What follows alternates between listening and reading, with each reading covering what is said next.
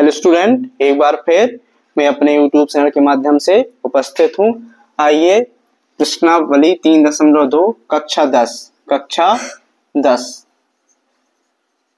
10 very most important सवाल लेकर के मैं आज आपके सामने आया हूँ, जो परीक्षाओं में बार बार पूछा जाता है। ठीक है, इससे पहले मैंने आपको प्रतिस्थापन विधि के बारे में समझाया था।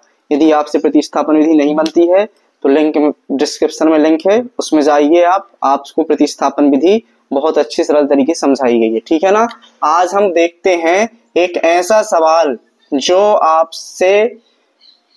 आपके एग्जाम में कई बार आया हुआ है और इसके आने की संभावना 99.99% रहती है। ठीक है ना। चलिए देखते हैं। सवाल क्या है, 2x + 3y = 11 और 2x - 4y = -24 को हल कीजिए और इनमें m का मान, किसका मान, m का वह मान ज्ञात कीजिए जिसके लिए y = mx - 3 है। सबसे पहले दो रैखिक समीकरण आपको दिए गए हैं। कौन कौन से हैं, यहाँ हल लिखेंगे। कौन कौन से हैं, 2x + 3y = 11, इसको मानेंगे समीकरण नंबर 1। ये क्या लिखा है, 2x - 4y = -24। थोड़ा सा इसको हम सरल कर लेंगे क्योंकि इस दोनों में 2 कॉमन आ रहा है। ठीक है ना। 2 कॉमन करेंगे तो यहाँ से 2 कॉमन आ जाएगा, तो यहाँ पे क्या बचेगा, आपका x बचेगा। यहाँ पर -2 दूनी 4, 2y आ जाएगा बराबर -24 हो जाएगा। यहाँ तक समझ में आ गया होगा। अब इसके बाद हमको क्या करना है, इस 2 का पक्षांतर कर देना है। तो x - 2y, ये 2 कहाँ चला जाएगा, आपके 24 के बटे में चला जाएगा, -24 के। तो क्या हो जाएगा, 12 दूनी 24। x - 2y बराबर कितना आ गया, -12 आ गया। ये समीकरण नंबर 1 था आपका। ये हो गया समीकरण नंबर 2। अब क्या करना है, किसी भी एक समीकरण से मान निकाल करके दूसरे वाले समीकरण में रख देना है। या तो आप समीकरण 1 से x का मान निकाल सकते हैं या फिर समीकरण नंबर 2 से x का मान निकाल सकते हैं। x या y का किसी का भी, जो आपको सिंपल दिखे। इसमें हमको सीधे सीधे दिख रहा है कि यदि हम इससे x का मान निकालेंगे तो सरल रहेगा, इससे निकालेंगे थोड़ा सा कठिन रहेगा, सवाल लंबा जाएगा। तो हम किसका यूज करेंगे, समीकरण 2 का। यहाँ लिखेंगे समीकरण 2 से। समीकरण 2 से क्या हो जाएगा आपका, x - 2y बराबर -12 लिखा हुआ है। तो x बराबर -12, ये माइनस का 2y है, काय का हो जाएगा, प्लस का 2y हो जाएगा। ये x का मान निकल आया, इसको मान लेंगे समीकरण नंबर 3। क्या मान लेंगे, समीकरण नंबर 3। हमें किसी एक समीकरण से, प्रतिस्थापन विधि में क्या करते हैं, किसी एक समीकरण से किसी एक चर का मान निकालते हैं और जिससे निकाला है उसमें न रख के दूसरे वाले समीकरण में उस मान को रख देते हैं। ठीक है ना। तो x का मान निकाल लिया हमने। अब इसको कहां पे रख देंगे, निकाला समीकरण 2 से है, रखना है समीकरण नंबर 1 में। किस में रखना है, समीकरण नंबर 1 में। तो यहाँ पे लिखेंगे समीकरण 1 से 1 में, समीकरण 1 में x बराबर -12 प्लस का 2y, ये लिख लिया हमने। रखने पर समीकरण 1 में x बराबर -12 प्लस 2y रखने पर, कहाँ है समीकरण 1, देखो जरा।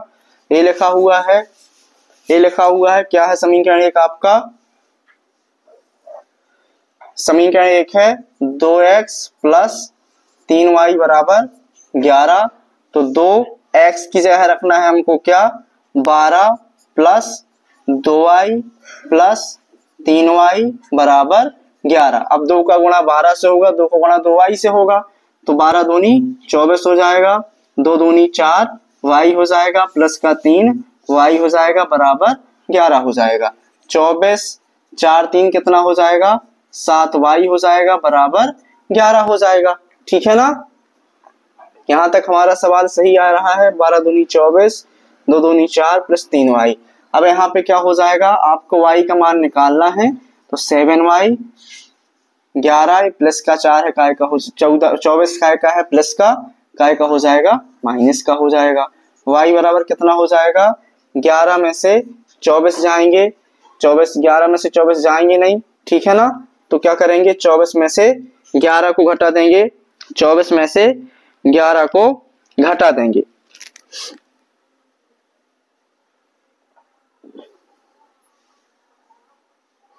सॉरी यहाँ पर x का मान -12 क्या है, -12, तो यहाँ भी क्या हो जाएगा -24, यहाँ भी क्या हो जाएगा -24, और जब ये इस साइड जाएगा तो यहाँ पे क्या हो जाएगा प्लस का 24, काय का 24 हो जाएगा प्लस का 24, ठीक है ना। यहाँ पे जो 12 लिखा हुआ था वो हमने प्लस का लिख दिया था, लेकिन यहाँ पे 12 काय का है माइनस का, तो यहाँ माइनस आ गया, ठीक है। इनको जोड़ोगे आप तो 11 24 कितना हो जाएगा 35, ये 7 गुणा में है, कहाँ चला जाएगा बटे में, 7 पना 35, y का मान कितना आ गया आपका 5 आ गया, ठीक है। एक चर का मान मिल गया, हमें दूसरे चर का निकालना है, तो इसको रख देते हैं समीकरण नंबर 3 में। समीकरण 3 में y बराबर 5 रखने पर समीकरण 3 क्या है आपका, देखो जरा, x बराबर -12 प्लस 2y, x बराबर -12 प्लस 2y, ठीक है। तो रख दो जरा, x बराबर -12 प्लस 2 इंटू वाई का मान कितना हो जाएगा 5 हो जाएगा, ठीक है। तो कितना आ जाएगा यहाँ पे x बराबर -12, 2 पंचे 10 हो जाएगा, 2 पंचे 10, x का मान कितना आ गया -2, x का मान कितना आ गया -2, ठीक है। x का मान आ गया -2 और y का मान कितना आ गया था हमारा, y का मान आ गया 5। अब उसने कहा कि हल कीजिए, तो हल तो कर लिया हमने। आगे उसने कहा कि इसमें इनमें m का वह मान ज्ञात कीजिए जिसके लिए y बराबर mx धन 3 है, ठीक है ना। हमको m का मान ज्ञात करना है, तो हमको दिया है, क्या दिया है, y बराबर mx धन 3, ठीक है ना। तो y का मान कितना है आपका 5 है, m का मान हमको ज्ञात करना है, x का मान कितना है -2 है, प्लस 3 हो जाएगा, 5 बराबर यहाँ -2m हो जाएगा प्लस 3 हो जाएगा। अब यहाँ पे क्या करोगे आप, 3 का पक्षांतर करोगे तो -2m बराबर कितना हो जाएगा 5 माइनस 3 हो जाएगा, प्लस का 3 का तक काय का हो जाएगा माइनस का, -2m बराबर यहाँ पे कितना आ जाएगा 2 आ जाएगा।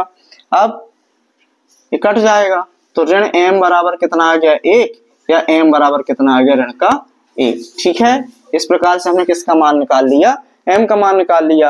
ये पूरा सवाल कौन सी विधि से सॉल्व किया है हमने, प्रतिस्थापन विधि से सॉल्व किया है। क्या करते हैं, समीकरण 2 दिए रहते हैं, समीकरण 2 में से किसी एक समीकरण से प्रतिस्थापन विधि में क्या करते हैं, किसी एक समीकरण से एक चर का मान निकाल करके दूसरे वाले समीकरण में रख देते हैं, तो हमें मान मिल जाता है एक चर का। फिर उसको क्या करते हैं, समीकरण नंबर जो जिसका मान मिलता है उसको रख देते हैं समीकरण नंबर 3 में। समीकरण 3 में रखते हैं तो हमको दूसरे चर का मान मिल जाता है, दूसरे चर का मान मिल गया। अब इसमें एक सवाल और ऐड था कि हमको m का मान ज्ञात करना था, जिसके लिए y बराबर mx धन 3 दिया था, तो y बराबर mx धन 3 में हमने y और x के मान रख दिए, हमको n का मान क्या मिल गया -1। यह सवाल बहुत ज्यादा महत्वपूर्ण है, कई बार परीक्षा में पूछा जा चुका है। इस सवाल को आप बार बार देखिए, यदि आपसे नहीं बनता है कई बार देखोगे तो आपसे सवाल बिल्कुल बनेगा, ठीक है ना। यदि ये पढ़ लिया हमने तो हमारे 4 अंक पक्के हो जाते हैं, ठीक है। यदि आपको वीडियो अच्छा लगा हो तो लाइक जरूर करें, अपने दोस्तों को फ्रेंड्स को ज्यादा से ज्यादा शेयर करें, चैनल को सब्सक्राइब करें। धन्यवाद।